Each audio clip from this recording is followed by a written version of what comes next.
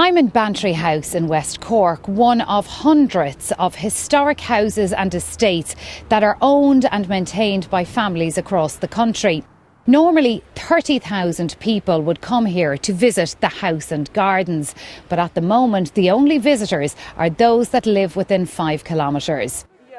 Earlier I asked Julie Shelswell-White, whose family have lived here for centuries, how the fall in income is impacting on the maintenance of the estate. It's always been a case of prioritising jobs here. I mean, we never got to do every single maintenance job that ever came up.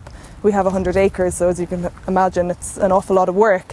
Last year we really had to prioritise and really just focus on keeping the place suitable to be open and safe for people to visit, and larger projects just had to be forgotten about, really. Keeping the gardens and woodlands open to locals has been a priority. But Adam Carveth, the head gardener, doesn't have the manpower he used to. Usually it would be me, and we'd have 2 students from France since March. We would have them for 12 weeks and there'd be another gardener. But last year and this year it's a lot different. It's just me. And I'd be here 2 to 3 days a week. And maybe Sam, who's the son of the family here, would be helping as well every now and again. But he's usually here, there and everywhere. And you've 100 acres to maintain. That's a big job. It's 100 acres and it's a very historic garden. So it's very formal, but we have to somehow strike a balance because it's not, we can't manage it to the way it used to be 200 years ago. Some other historic houses have talked about trying to rewild areas of the land. Is that something that you've considered here, or do you just have to prioritise? So yeah, we do have to leave the odd weeding because I can't weed everything.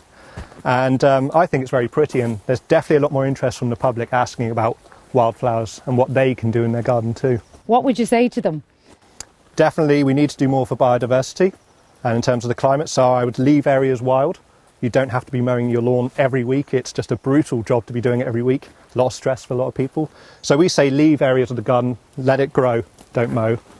So let the wildflowers come up and you enjoy the bees and the butterflies that come forward as well.